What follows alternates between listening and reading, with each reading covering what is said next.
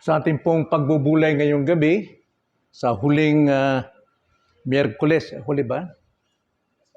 Huling Miyerkules ng taong 2023, buksan natin ang ating mga Bible sa Joshua chapter 4. Joshua chapter 4, isang buong chapter ito pero ang babasahin natin ay ang ilang mga talata lamang.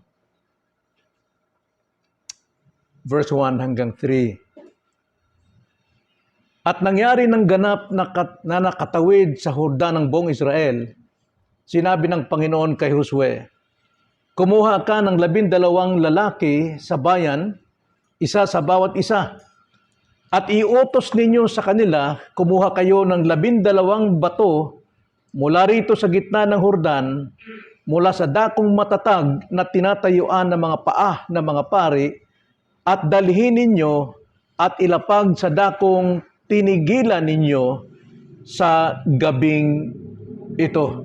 Kaya tinawag ni Josue ang 12 lalaki na kanyang inihanda sa mga anak ng Israel, isang lalaki sa bawat lipi. Now, ang kabanatang ito, mga kapatid, kasaysayang ito, ay may kaugnayan sa bantayog na itinayo sa Gilgal. Kaya ito po ang ating paksa, ang bantayog o monumento sa Gilgal. Tayo manalangin. Panginoon, nagpapasalamat kami sapagkat tunay na kayo'y mayroong bantayog, hindi lamang sa Gilgal, maging sa lugar na ito. Kami nagpapasalamat na kayo po ang siyang tumawag ng lahat ng kabilang at kasapi sa bantayog na ito upang magpuri sa inyo, upang magluwalhati sa inyo at maglingkod sa inyo, lalo na sa darating po na bagong taon, 2024. Naway pagpalain po ninyo kami at maging batayan ito ng aming pong pagpasok sa bagong taon at bagong buhay, na wag namin itong kalimutan sapagkat ito po'y itinatag ninyo sa inyo pong bantayog sa Gilgal. Itong aming dalangin sa pangalan ng Panginoong Hesus. Amen. So ang ating tema ngayong gabi sa ating pulong panalangin, ano ang dapat nating alalahanin sa bantayog ng Gilgal? Now, ang pagtitipon po sa iglesia ng mga mananampalataya ay isang napakalaking biyaya at pagluwalhati sa ating Panginoon sapagkat ang iglesia ay haligi at suhay o pundasyon ng lahat ng mga gawa ng Diyos na dapat nating matutunan. At itinuturo dito na ang Diyos noon at ngayon at sa darating ay siya pa rin ang Diyos na siyang nagbabantay, nag-iingat sa atin. Now, dito po sa kasaysayan ng Joshua chapter 1 verse 24, itinuturo rito mga kapatid kung anong dapat nating alalahanin dito po sa bantayog ng Gilgal. At alam natin sa mga sandaling ito, patay na po si Moises. Si Moises po ang ginamit ng Diyos upang sila'y makalaya sa pagkaalipin sa Ehipto ng napakahabang panahon. At sila'y umiikot-ikot sa ilang for 40 years. At lahat po ng mga lumalaban, sumusuway sa ating Panginoon, silang lahat ay nangamatay. At ngayon, may panibagong henerasyon na hindi na si Moises ang magdadala sa kanila sa lupang pangako, kundi ang panibagong lingkod ng Diyos na si Josue. Marami sa kanila ang nagugulat sapagkat bagamat magkaiba na ang leader nung una ay kanilang inaakalang siyang tagapagligtas, ngunit nalaman nila na Diyos lamang, siya ring leader ngayon na hindi po sila nagkaiba ng pagtupad sa kautusan. Iisa lamang ang kanilang pinaglilingkuran, si Moises at si Joshua, iisa lamang, kaya iisang kautusan din at paliwanag at aral na natanggap nitong ikalawang henerasyon. Subalit, sa kanilang buhay may pagkakaiba. Hindi tulad nung araw, sa panahon ni Moises, ngunit ngayong kakaiba na sapagkat sila'y papasok sa bagong lugar o bagong panahon, bagong yugto, tungo sa kanilang ipinangakong lupain. Kung ano yung natutunan nila sa panahon ni Moises, siya pa rin nilang ginagamit sa pagtawid patungo sa bagong buhay. Nagbago man ang leaders, hindi nagbabago ang kautusan, at hindi nagbabago ang Diyos na may akda ng kautusan. Now, bilang iglesia o bagong Israel, tayo, ipanalangin natin ang matututunan nating leksyon sa mga talatang ito ngayong gabi. Papasok na tayo sa bagong taon, so huwag nating kalimutan ang mga leksyon na ito na ating matutunan. So sa bagong yugto ng kanilang buhay, si Joshua ay inatasan ng Diyos upang tuluyang makapasok sa Promised Land. At kung ating papansinin mga kapatid, ang sabi sa verse 1, at nangyari ng ganap ng makatawid sa Jordan ang buong bansa. Na alam natin na si Josue ay inutusan upang pangunahan ang bansang Israel na pumasok na sa lupang pangako. Ngunit nakita nila namamaga ang tubig sa Jordan.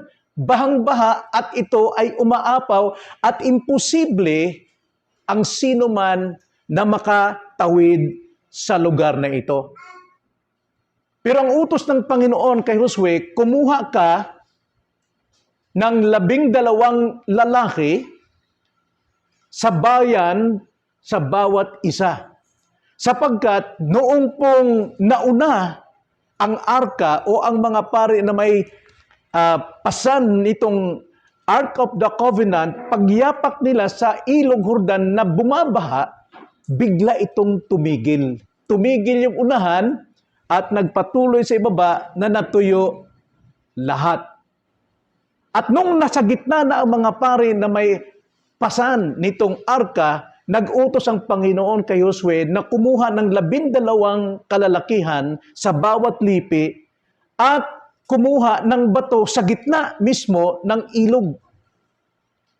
Akala ko special na mga tao ito na mayroong silang special na gawain, kundi yung pala ay ang magpasan lang ng bato. Siguro, masabi ng mga kalalakihan, akala ko ba, Joshua, maganda itong paggagawa mo sa amin, magbubuhat lang pala kami ng bato. At ginawa nga nila. Kaya tinawag ni Josue ang 12 lalaki. Pero ang sabi po sa verse 4, yung 12 lalaki, kanya nang inihanda. Yan po magandang leader. Inihahanda na kung sino ang mangunguna na magpapatatag sa iglesia, mga kalalakihan nakitaan na ng katangian.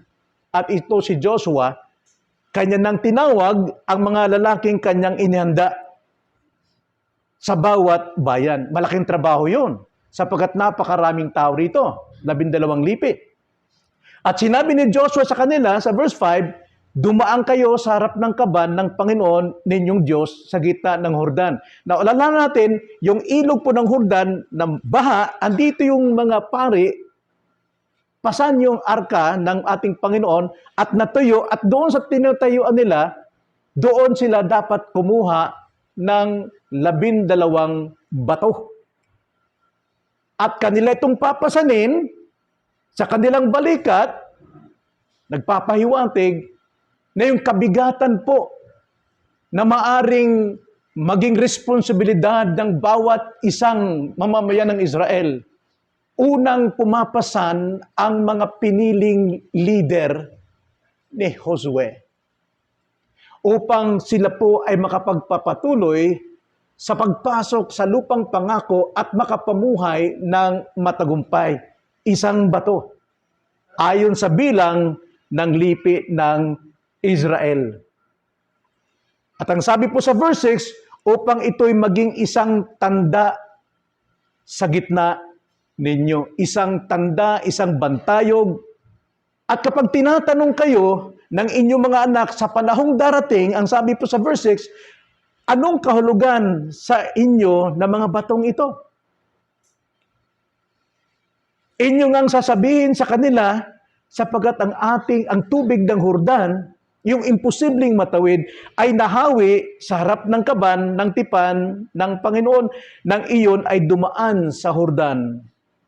Ay nahawi ang tubig, Jordan, at ang mga batong ito ay magiging alaala sa mga anak ni Israel magpakailanman.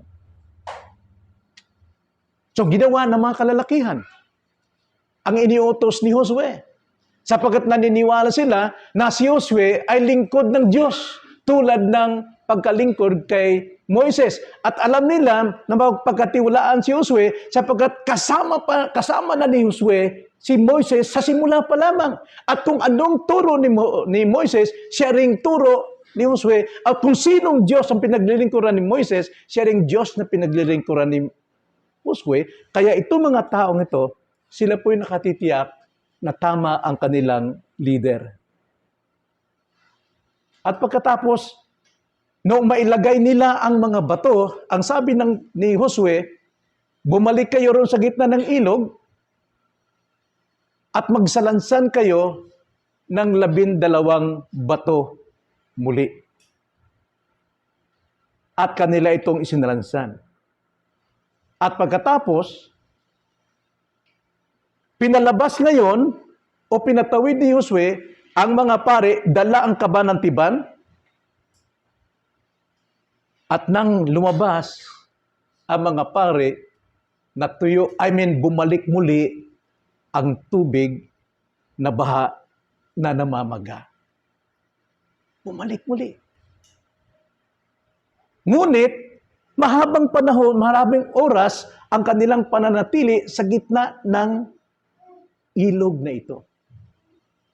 At pagkatapos nang sila po ay nakatawid na, kanilang itinatag ang bantayog sa Gilgal. At sinunod nila kung anong dapat nilang gawin. Kung paanong sila'y pinahiya sa bayang Israel, ang Gilgal ang simula ng paglaya ng kahiyan na dinanas ng bayang Israel.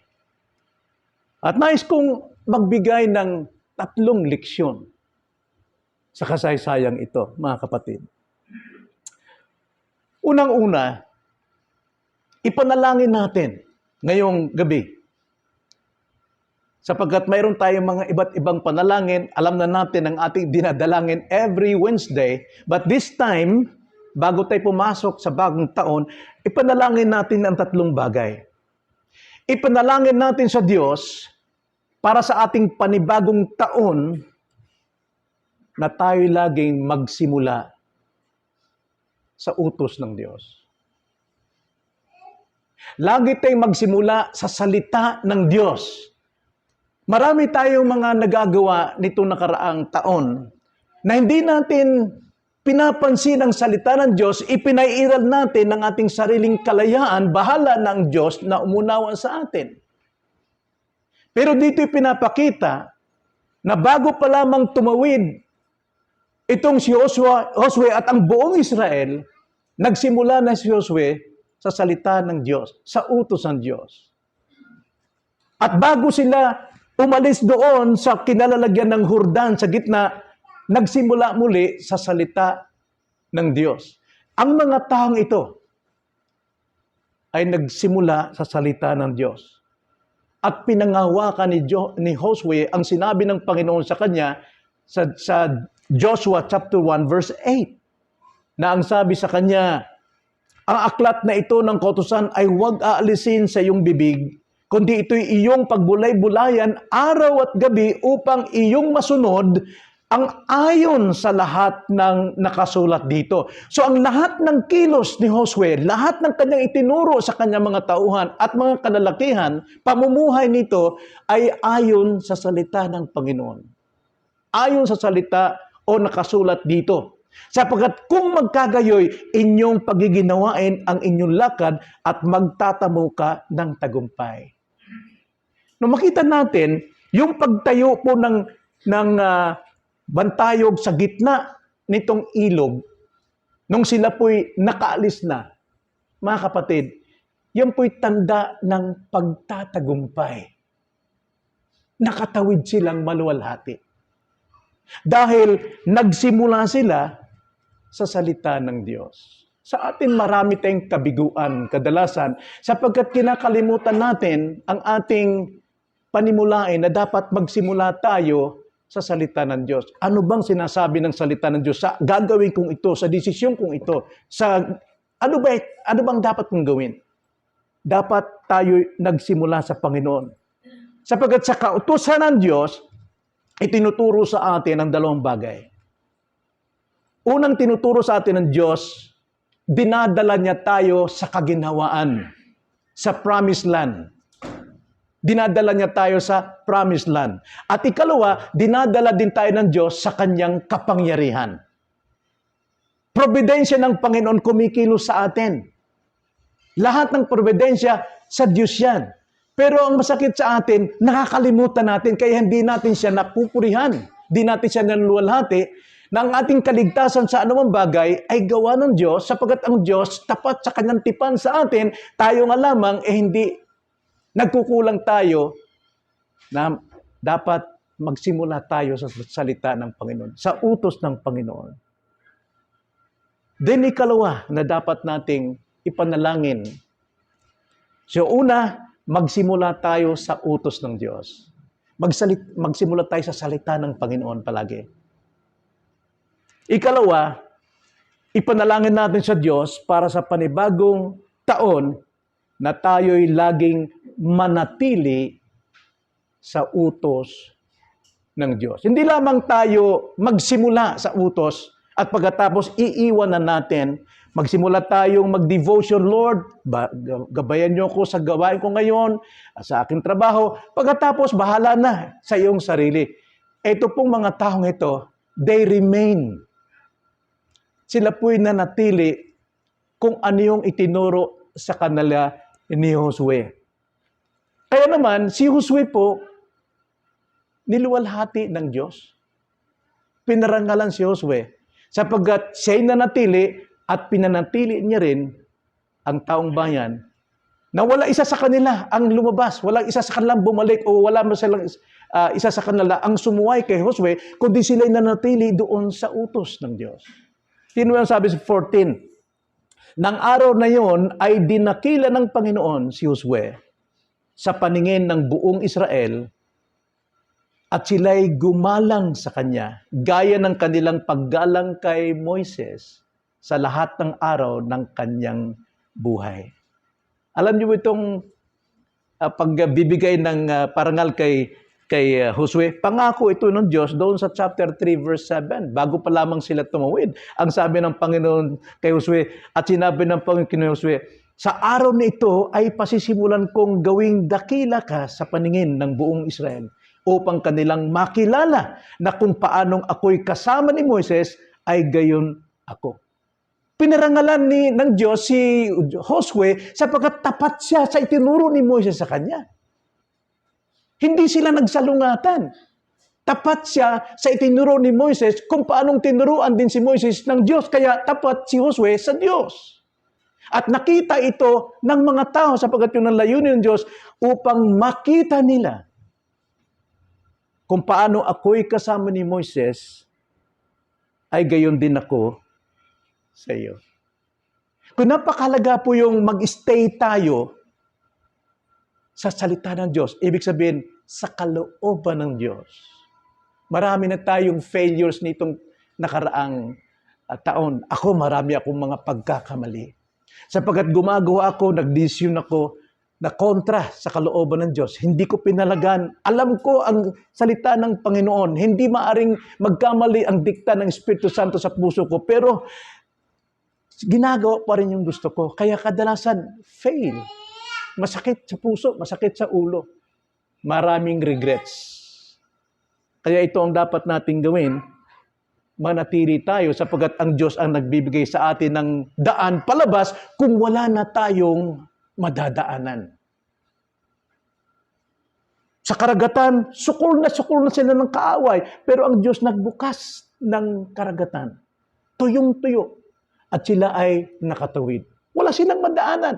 Dito naman sa Jordan, bagang maga ang baha. Ngunit ang Diyos din ang nagbigay ng daan. Ang Diyos nagbibigay sa atin ng daan sa sandaling tayo'y nawawalan na ng daan o pag-asa. Kaya manatili tayo sa kanyang salita, hindi tayo mabibigo. At ikatlo, ipanalangin natin sa Diyos para sa panibagong taon na ito na tayo'y laging mamuhay sa utos ng Diyos. Hindi lamang tayo manatili sa utos ng Diyos, hindi lamang tayo magsimula sa utos ng Diyos, kundi ipamuhay din natin ang salita ng Diyos. Verse 20 to 24 sa ating text, ganito ang pagkakasabi. Ang 12 bato na kanilang kinuha sa Jordan, isinilansan ni Josue sa Gilgal. Ano ito? Bakit pinagtiyagaan o pinaghirapan ni Josue na ito'y itayong bantayog at pinasan ng mga kalalakihang mapagkatiwalaan ni Josue? Verse 21, at siya'y nagsalita sa mga anak na Israel. Eto na. Salita, encourage, i-action, yung teachings na natanggap nila from the beginning, now, gawin ninyo. Ito, ang sabi ni Josue. At siya'y nagsalita sa mga anak ng Israel, kapag itinanong ng inyong mga anak sa kanilang mga magulang ang panahong darating, anong kahulugan ng mga batong ito? Inyo ngang ipaalam sa mga anak ninyo na sinasabi, ang Israel ay tumawid sa Jordan ito sa tuyong lupa. Paano nangyari yun? Magtatanong talaga yung mga anak. Sapagkat tinuyo ng Panginoon ninyong Diyos ang tubig ng Jordan at sa harapan ninyo hanggang sa kayo'y makatawid gaya ng ginawa ng Panginoon ninyong Diyos sa dagat pula na kanyang tinuyo para sa amin hanggang sa kami ay nakatawid. Dahilan, upang makilala ng lahat, kahit ang mga unbelievers at mga anak natin at maging sa ating sarili, hindi pa tayo malago, hindi pa tayo kumpleto, upang makilala ng lahat ng mga bayan sa lupa na makapangyarihan ang kamay ng Panginoon upang siya'y matakot sa Panginoon ninyong Diyos magpakailanman.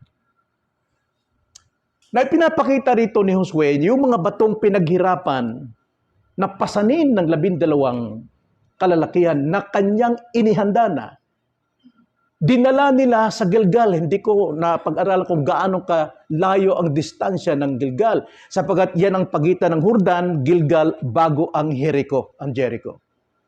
At itong Gilgal ang naging station nila. Matagal sila rito nananatili.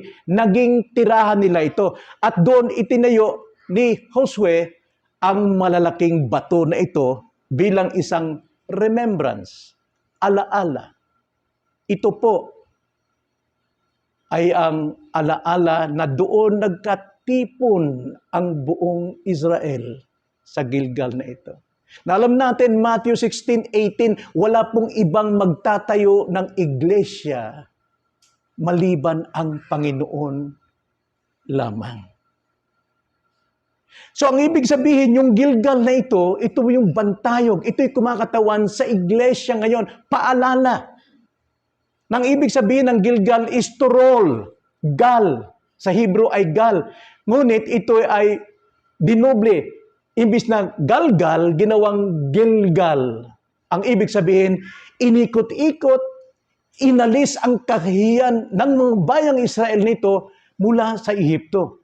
At sila'y nasa malayang lugar. Kaya naman, sinimula ni Josue na gawin ng kalooban ng Diyos bilang mga bagong tao ito, yung circumcision. Lahat ng mga kalalakihan, bata, sinircumcise sa lugar na ito. Sapagkat nung sila'y naglalakbay sa kahihiyan sa loob ng 40 years, sila po ay hindi circumcised.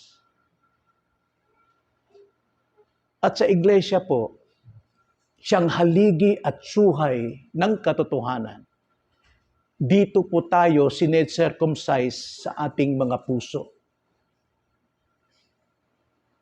Kaya ang Israel po, mayroon silang bantayog na hindi nila makakalimutan sapagkat ang ibig po sabihin ng Israel. Alam naman natin, ang sabi diyan, sila po'y nakalaya. Sila'y matatagumpay sa Dagat Pula at sa Jordan. Meaning, sabihin ng Israel, matagumpay. Hindi lamang sila ang Israel. Sa panahon ni Jacob, nung si Jacob po ay nakipaglaban, nakipagbuno sa anghel ng Diyos at hindi niya binitiwan ito hanggat hindi niya natanggap ang kanyang hinihingi, nagwagi siya at tinawag siyang Israel sapagkat ang Israel ay mananagumpay. Mananagumpay. At hindi lamang si Jacob ang tinawag na Israel, maging si Elias. Basahin natin ang 1 Kings 18:31. Nung si Elias po ay pinaligiran ng 450 prophets ni Baal na sila po ay talagang nakipaglaban kung sino ang totoong Diyos, pero hindi nagwagi ang mga prophets ni Baal, ang sabi rito sa 31, kumuha si Elias ng 12 bato ayon sa bilang ng mga lipi ng mga anak ni Jacob, Israel. Nasa kanya ay dumating ang salita ng Panginoon at sinasabi, Israel ang magiging pangalan mo. At that time, si Elias po ay tinawag ng Diyos Israel. Ano ibig sabihin? Mananagumpay. And we are also more than conquerors because of Christ. Kaya tayo mananagumpay. Romans chapter 28 verse 29 at 27. We are more than conquerors. Kanya nga, ang iglesyang tinatag ng Panginoon, sinimbuluhan ni Jacob na itatag ang 12 bato. Ibig sabihin, mananagumpay ang isang Kristiyano. Pero nagsimula muna sa kautusan. Nanatili muna sa kautusan at namumuhay sa kautusan. We are a spiritual Israel. At tayo po ang mananagumpay. Kaya kailangan i-share natin sa lahat ng magtatanong, ano ba ang inyong kaligtasan? Mayroon tayong testimony time. Gagawin, ayon kay Pastor Ajay. At ito'y dapat nating ipahayag. Patatagin natin ang ating Gilgal, ang ating church, ang ating iglesia. Kailangan nagkakasama-sama tayo, nagkakaisa na sumasamba sa Panginoon. Ito yung pagpapatibay sapagkat ang iglesia ay ang haligi at suhay. Suhay is foundation. The pillar and foundation of all truth ng isang iglesia ay mananagumpay. Ikaw at ako ay Israel. Dapat tayong makilala na tayo'y mananagumpay. Hindi po talunan. Hindi natin maiiwasan maraming Kristiyanong talunan sapagkat sila'y sumusunod sa kanilang sariling kalayaan o sa ibang doktrina.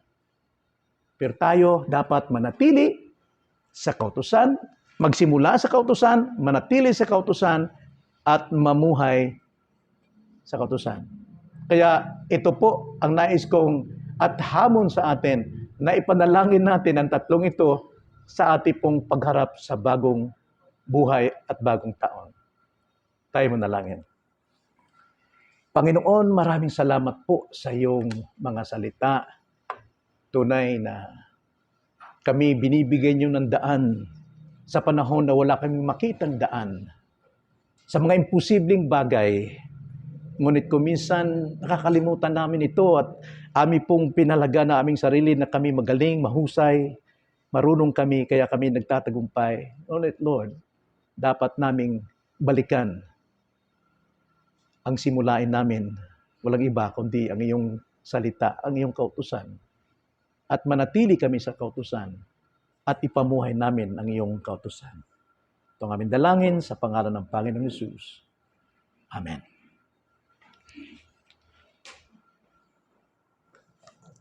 Thank you, Lord.